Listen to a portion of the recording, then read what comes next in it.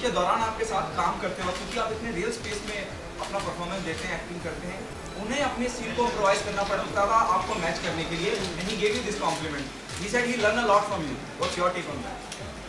ये मेरे लिए कॉम्प्लीमेंट है अगर वो ऐसा बोल रहे हैं। फिर उन्होंने ऐसा कहा है, क्या कहना चाहेंगे? तो शाहरुख से दिग्गज कहते हैं कि मैं Of course. मैं अपना किरदार को अलग तरीके से सोचता हूँ और अलग तरीके से करने की कोशिश करता था, लेकिन जब नवाज परफॉर्म करते थे मेरे साथ किसी भी सेलिब्रिटी, बहुत सारे फिल्म के साथ हैं, तो मुझे अपना तरीका बदलना पड़ता था उनको मैच करने। मुझे भी अपने तरीका बदलना पड़ता था उनको मैच तो वो दिखेगा, वो केमिस्ट्री दिखेगी। एक्चुअली हम लोगों की प्रोसेस थी, जो टेक्स्ट था उसको उसके बिहाइंड जाने की, जो सब टेक्स्ट है उसको बोलने की, बिटवीन द लाइन, तो वो केमिस्ट्री दिखेगी। वो एक्सपीरियंस के तरह शक्तिमान की मैं बात करूँ, अलग-अलग किरदार दिए तो बहुत इंटरेस्टिंग, यू नो, और उन बच्चों के साथ रिएक्ट करना, उनके साथ वो डायलॉग डिलीवरी, उनके एक्सप्रेशन। बच्चों के साथ बहुत डिफिकल्ट होता है काम। मुझे डर रहता है बच्चों के साथ और जानवरों के साथ काम करना। सच बता रहा हूँ, क्योंकि वो कहाँ पे रिएक्ट कर देते ना, कुछ नहीं पता होता, और बहुत अनकन्वेंशनल होता है उनका परफॉर्मेंस।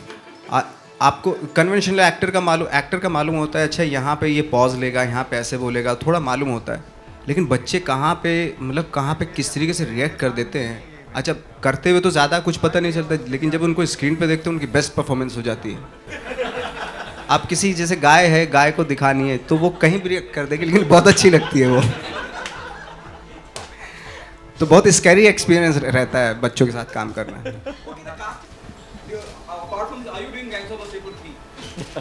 नहीं, अभी तो कोई चांस है नहीं। अभी नवाज भाई, रईस के डायरेक्टर राहुल ढोलकिया से मैं हमारी बात हो रही थी, उसी दिन इंटरव्यू मैंने भी किया था जिस दिन शाहरुख का इंटरव्यू था वहाँ पे।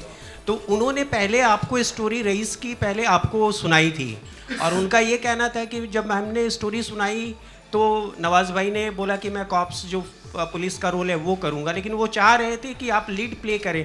अब आप अपने सोलो फिल्मों को भी चला पा रहे हैं, तो why you have denied to take the lead role in Raees? नहीं, एक्चुअली जब वो रोल मैं गैंगस्टर कर चुका था गैंग्स ऑफ वासीपुर में, तो मैं सोच रहा था अब कॉप का करता हूँ, क्योंकि क्या होता है ना, एक्टर के लिए गैंग्स के बाद थी ना वो फिल्म। तो और लेट मी टेल यू कि वो श्वेता जो हैं वो पहले उस पे काम राहुल के साथ काम कर रही थी, तो इन्होंने ही मुझे कॉल किया था सबसे पहले कि नवाज भाई राहुल ढोलकिया से मिलना है और इस तरह का एक रोल है ये। तो तब जाके नरेशन हुआ वो, और नरेशन में मैंने देखा कि कॉप का रोल भी बहुत अच्छा है, तो मैंने कहा ये करना चाहिए। तो उस वक्त पे नहीं बनी फिल्म, बट लेटर ऑन फिर बहुत बड़े उसमें बनी फिल्म। Thank you.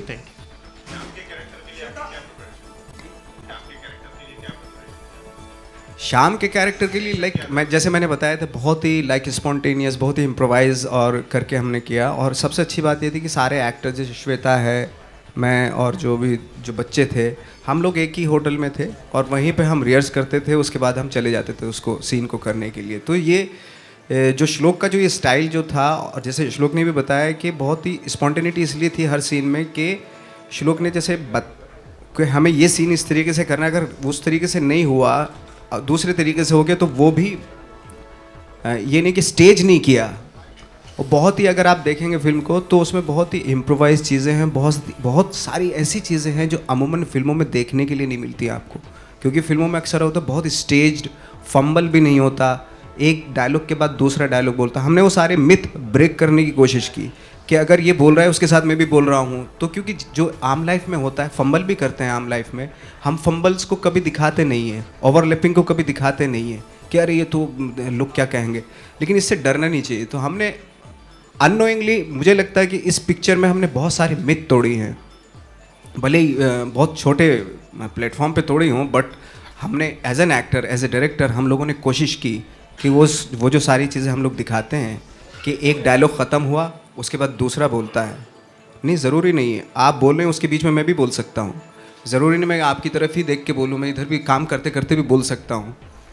तो इस तरह की बहुत सारी चीज़ें, तो मेरे लिए प्रोसेस ये बहुत बड़ी इम्पोर्टेंट प्रोसेस थी, और आई थिंक वही लर्निंग पॉइंट था, वही प्रिपरेशन थी इसकी।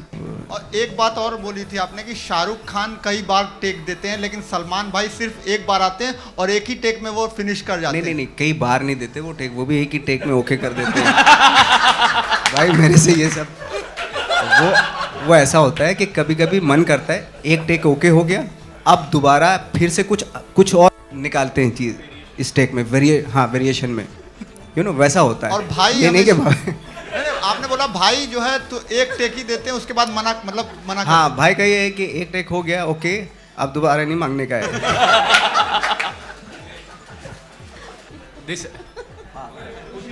अरे नवाज भाई, मैं ये कह रहा था कि रियल लाइफ में जैसे मान लीजिए कि में आपने बेमिसाल अभिनय किया है, नेगेटिव कैरेक्टर निभाया है, लेकिन जब रियल लाइफ में आपको अगर निगेटिविटी होता है, मतलब आपके बारे में कोई खबर ऐसी होती है जो आपको दिल को अच्छी नहीं लगती, तो फिर कैसा महसूस होता है आपको as a celebrity, as a individual?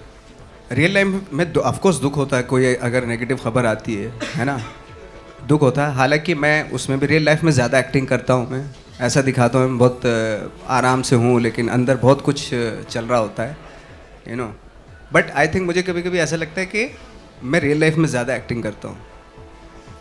Nawaz भाई, मैं आपसे पूछना चाहूँगा कि बहुत सारे लोग हैं जो डिफरेंट स्टेट से आते हैं एक्टर बनने के लिए।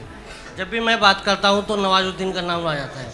तो आपकी जो संघर्ष की कहानी हराम खोज तक रही है, तो उन लोगों के लिए जो लोग बॉलीवुड में आ रहे हैं, नए चेहरे हैं और आपका एक एग्जाम्पल सेट कर रखा है, तो उन लोगों के लिए आप क्या मैसेज देना चाहेंगे?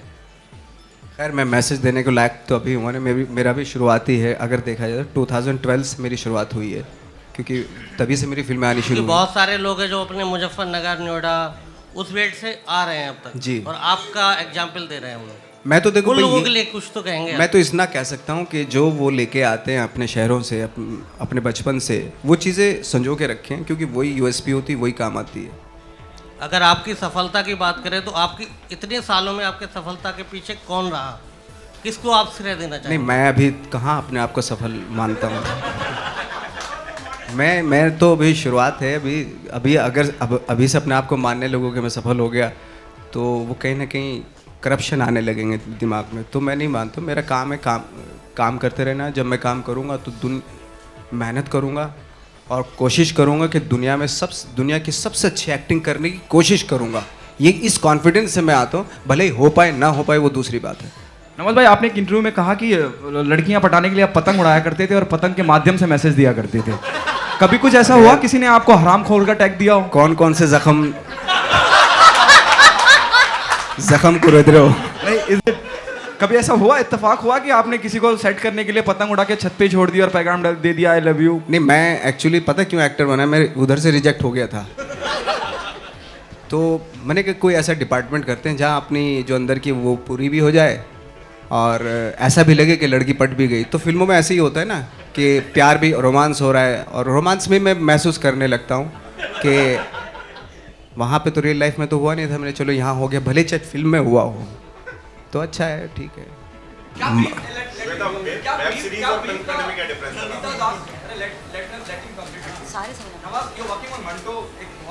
बड़ी शख्सियत रहे हैं, उन पे काम कर रहे हैं आप, क्या ब्रीफ था और क्या ओमपुरी साहब भी उनका हिस्सा थे? मंटो क्या हिस्सा था? हाँ, ओम साहब तो खैर मुझे तो हमें क्या सबको बड़ा अफसोस हो रहा है, ओम साहब नहीं रहे। और देखो अभी तो काम कर रहे हैं, मार्च में स्टार्ट होगी कुछ ना कुछ, तो फिर उनकी तो खैर क्षति जो है कोई पूरी नहीं कर सकता, बट लेट्स सी। एक एक्टर के तौर पे आपकी काफ़ी तारीफ होती है, तो क्या कभी दर्शक कभी आपको 6 पैक वाले रोमांटिक किरदार में भी देख पाएंगे आने वाले दिनों में? अगर ऐसा कोई रोल मिला तो 6 पैक्स भी निकालूंगा। मेरे पास बहुत सारे हथियार हैं, धीरे धीरे निकाल रहा हूँ।